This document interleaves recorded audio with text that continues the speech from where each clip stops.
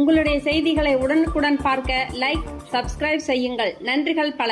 சென்னை எருக்கஞ்சேரி பகுதியில் உள்ள தனியார் மண்டபத்தில் வட சென்னை வடக்கு கிழக்கு மாவட்ட கழகத்தின் சார்பில் பெரம்பூர் மேற்கு பகுதியில் செயல்வீரர் வீராங்கனைகள் ஆலோசனை கூட்டத்தை பகுதி செயலாளர் MN பாஸ்கரன் ஏற்பாட்டில் மாவட்ட கழக செயலாளர் RS பாரதி ராஜேஷ் தலைமையில் இளைஞர் இளம்பெண்கள் பாசறை மாநில செயலாளர் டாக்டர் பரமசிவம், தலைமை கழக பேச்சாளரும் வழக்கறிஞர் பிரிவு மாநில துணை செயலாளருமான S சிவசங்கரி, மாவட்ட செயலாளர் RS ராஜேஷ் ஆகியோர் கலந்து கொண்டு 2026ஆம் ஆண்டு சட்டமன்ற தேர்தலை முன்னிட்டு சிறப்புரை ஆற்றி ஆலோசனைகளை வழங்கினார்கள்.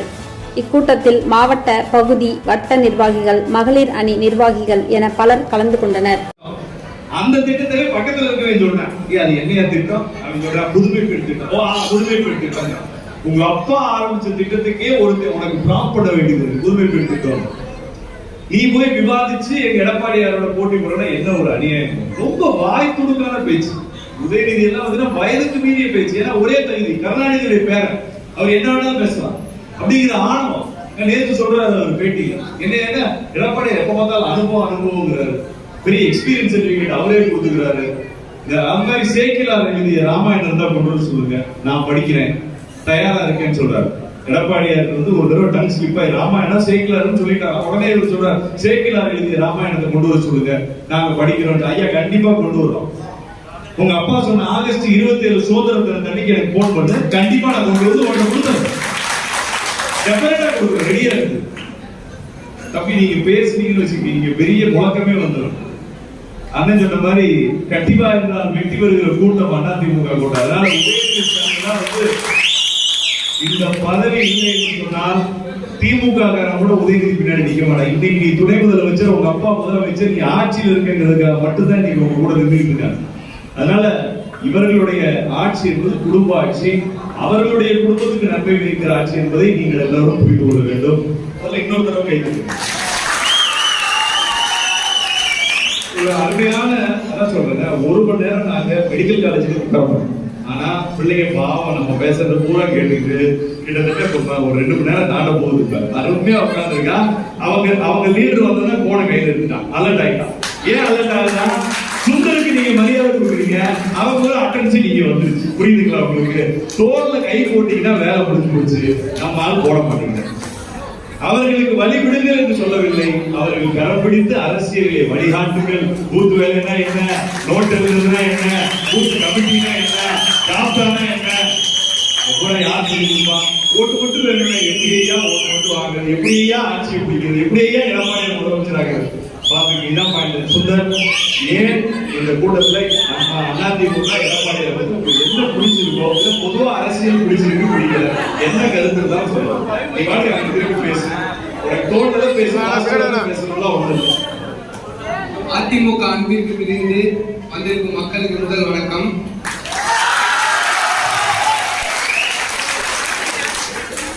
அதிகபட்ச அரசியல் அறிவு இல்லாத காரணத்தினால் சில பல விஷயங்களை பற்றி மட்டும் இப்போதைக்கு சொல்றதாக இருக்கிறேன். இப்போ அதிமுக வரணுன்றதுக்காக ஐயா அம்மா எல்லாரும் நிறைய விஷயங்களை சொன்னாங்க. இப்போ நான் ஏன் வந்து திமுக இருக்கக்கூடாது அப்படின்றதுக்காக சில விஷயம்லாம் சொல்றேன்.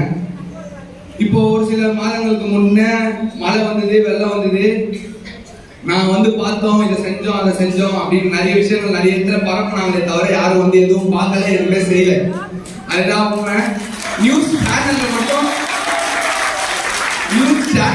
அவர் வந்த மாதிரி அவர் வீட்டு வாசல்ல இருந்து இறங்கி வந்து தண்ணியில் வந்து திருப்பி வீடு வந்து, அதுதான் நியூஸ் சேனல்ல கொடுத்தது.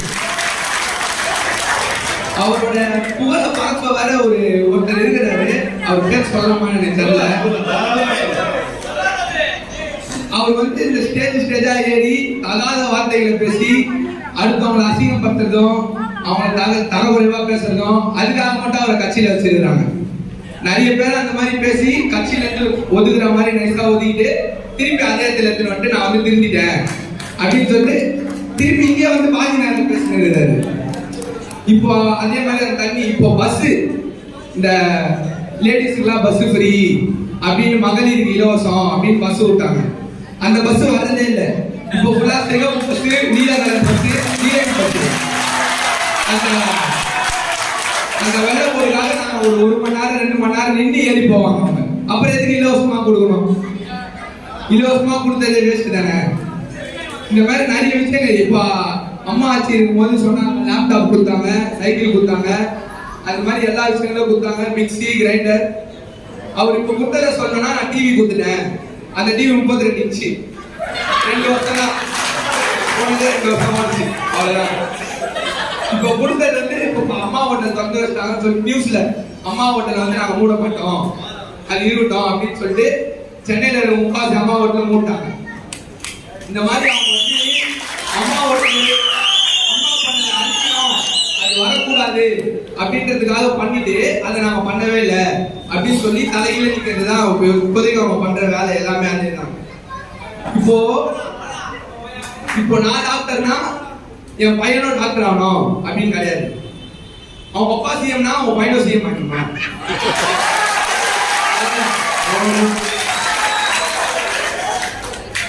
எந்த ஒரு அறிவு எதுவுமே இப்ப எனக்கு இருக்கிற குறைஞ்சபட்ச அரசியல் அறிவு கூட அவனுக்கு இருக்காது.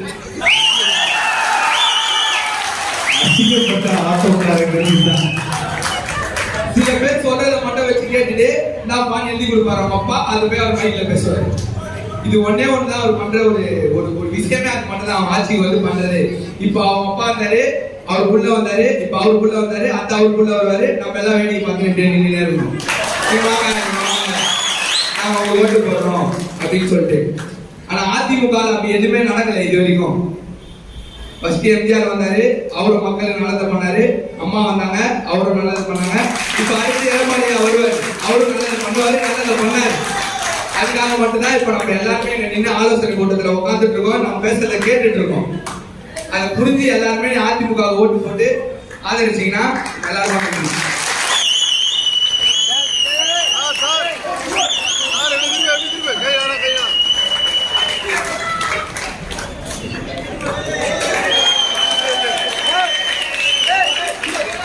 சுந்தருக்கு வந்து மாவட்ட செயலாளர் ஆன் தி ஸ்பாட்ல ஒரு பரிசு அறிவித்திருக்கிறார். இந்த பகுதியினுடைய இளைஞர் இளம்பெண்கள் பாசறையினுடைய துணை செயலாளர் பொறுப்பை இங்கே வழங்கினார். நம்முடைய பகுதி நிர்வாகிகள் இளைஞர் பாசறை துணை செயலாளர் சுந்தர் அவர்களை அவருக்கு நீங்க ஆதரவளித்து உங்களோடு பயன்படுத்திக் கொள்ளுமாறு பாசறை ஐயாத்திலிருந்து ஒப்புதல், எடப்பாடியார் ஒப்புதல் வந்ததுக்கு அப்புறம் அதிகாரப்பூர்வமா அறிவிச்சிருக்காங்க. அந்த இளைஞனுக்கு தெரிகிறது அதிமுகவுல வாரிசு அரசியல் இல்ல, உழைச்சா தாண்டா பதவிங்கிறது தெரியும். அப்ப இந்த இயக்கத்திற்கு இளைஞர்களை இழுக்காம இளைஞர் கூட வர்றதில்லைங்க, அவர் பின்னாடி போயிட்டாங்க, இவர் பின்னாடி போயிட்டு ஏங்க நம்ம தட்டி தூக்கணும்னா அத்தனை தம்பியும் நம்ம கூட வர்றதுக்கு தயாரா இருக்கிறாங்க. அவனுக்கு நல்லதை மட்டும் செய்திருக்கிற இயக்கம் அதிமுக. அவனுக்கு நம்ம போதையை கொடுக்கல, கஞ்சாவை கொடுக்கல, திமுக குடின்னு போதையை கொடுத்தா நாம படின்னு மடிக்கணியை கொடுத்துருக்கோம். நமக்கும் அவனுக்கும் வித்தியாசம் இருக்கிறது. அதுக்குரியவர்களே, தயவு செய்து இது போன்ற இளைஞர் சக்திகளை நீங்க டேப் பண்ணி எடுங்க.